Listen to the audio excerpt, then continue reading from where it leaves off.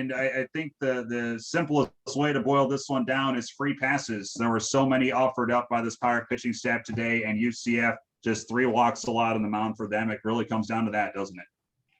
Yeah, we yesterday, that's the reason we won the game. Our pitching staff gave up 2 freebies, and they walked us or hit us 11 times yesterday. And we flipped that script today, and just too many free base runners, and the game's not going to reward you. So, but it's everybody's responsibility. From our position players, our approach wasn't what it needed to be early. The wind was different. We talked about it. Now Sinclair, and you look at his numbers, his numbers aren't good. And he has almost walked or hit a guy 1 per inning in the amount of innings. And I don't know how many free base runners he gave up today, but it wasn't many. And he had 3 pitches for strikes. The guy was, as I told Corey before the game, was right on that verge of getting drafted last year in the top 5 rounds because he's got really good stuff. He's got big league stuff. And today, man, I tip my hat to him. He was a lot better than we were. Well, Zach Agnosi, defensively all year, been really, really good. And now he's a force offensively, showing it today and the entire series. Coach O, it's amazing what the mind can do for you. And at times, Zach has had bad thoughts at the plate, and the game didn't reward him, and he changed his mindset, as Ryder Giles has. Both those guys have done a great job and just extending our lineup. But Zach's been swinging the bat good, as we knew he would. It's a long season, and sometimes the game challenges you.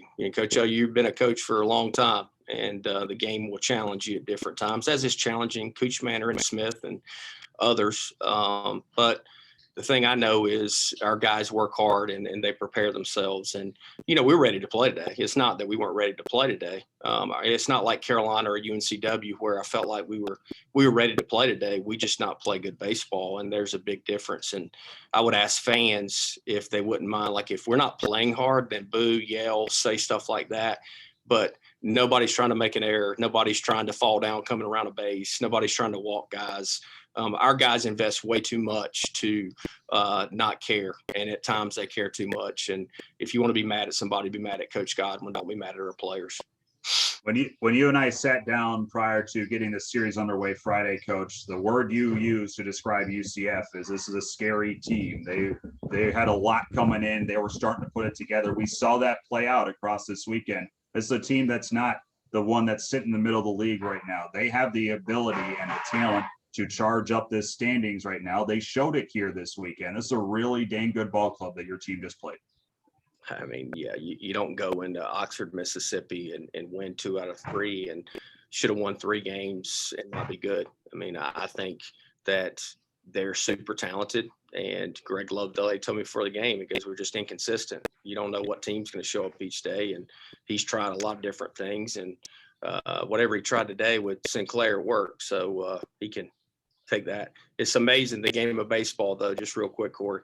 Sinclair didn't get out of the second inning last weekend, but the guy we knocked out in the first inning, I think, went 8 and some change. So that's baseball. And look, it's a long season, and we're really good, and we've played really good baseball. I don't know how many games we've played. So don't get down on us, because we're in a good spot. Well, Coach, we're going to try that road trip thing again here coming up this weekend. We'll talk to you in Wichita, right? Yep. Thank you, guys. Thanks, Coach O. Thank you. Okay, we'll open up the questions for Coach Godwin now. Coach, it's just like Smitty just didn't have any fastball command. Is that kind of what you saw from the dugout? Yeah, he definitely didn't have fastball command. And it's amazing what the mind can do to you. And like I said, I think guys care too much at times, and they make it into life or death. I mean, nobody has, pitched in more games, wanted the baseball in these situations than Tyler Smith. And that was actually the pregame speech just to a lot of different guys, is if your mind's not in the right place, that the game will challenge you as life will. And, it challenged Smitty today. The positive out of today is Josh Groves, freshman, Lanigan got out there again, did a good job, Danny Beal. And look, if we weren't getting beat like that, we probably wouldn't have went to those guys. And I was committed, and Dietz and I were committed to get those guys out there because, you know, we got to be a little bit deeper on the mound with Whisenhunt, you know, being day to day. And as when Hoover went down, I met with the offense and said, hey, nobody needs to replace Hoover. We just all need to be 2 or 3% better. And you look at what Ben Newton and kind of AMAC did for us during that time, and a lot of guys did better. We don't need anybody to be Whisenhunt. We just need everybody to be a tick better. And I think next weekend, and I don't know my gut, we're going to pitch really well next weekend. That's my prediction. So you can put that on your little message boards for everybody and tell them that we're going to pitch good next weekend. And then if we don't, then they can tell me I'm an idiot. Cliff, at a competitive weekend, what do you think your team, your players learned from a competitive conference weekend like this one?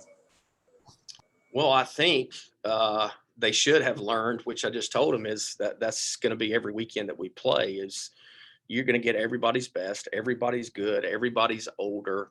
You know, I said this to Corey in the pregame, and you look at yesterday on 2 games, 2 teams were up 9-1 in Ole Miss and Boston College, and LSU is going to sweep Ole Miss in Oxford, but not so fast. And they scored 8 runs in the 8th inning and won 9-8 on a walk-off jack.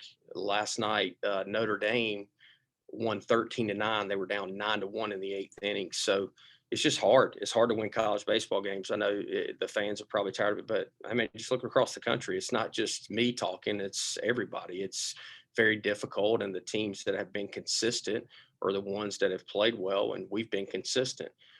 We've showed up, we've played well, and, you know, really blessed that we were able to sweep 2 weekends. I mean, the 4-game series is a whole different animal. It's a different animal, and just you try to maneuver the weekend, but, you know, your goal is to put yourself in a position to win the series. We did that today. We just didn't play well today enough to win the series. They did. Tip the hat to them, and they're good. And you know, hopefully they'll get on a roll a little bit because it'll help our conference with our RPI.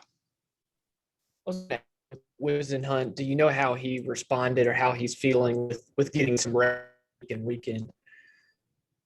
Ronnie, it's amazing that your videos goes up, but I got what you said. Whisenhunt is day to day. He is going to be reevaluated tomorrow. He feels better today than he did earlier in the week. But as you guys know, we're going to protect our guys and make sure that, I mean, look, he's got a big career in front of him, not just at East Carolina, but in the future. So we're going to make sure that we look after him and make sure he's ready to go before he picks up baseball. Coach Sinclair was highly effective today, went deep into the game. What were you seeing from him that was making him so effective? He was throwing a fastball 93 to 95 miles an hour with a high spin rate, and he's throwing it both sides to the plate. He had a slider that was 83 miles an hour and a changeup that was way better than he has thrown on video. So he made it really tough for our hitters. Our hitters did not do what they needed to do, but I can tell you this, I'd take that guy on my team. So that's a big league arm. And if you don't know what you're looking at, then, man, you don't know baseball. That's a big league arm. He's just hasn't had good command this year for whatever reason. But to tell you what, man, today he had it, and he was special. And he just stuffed us, and he was really good.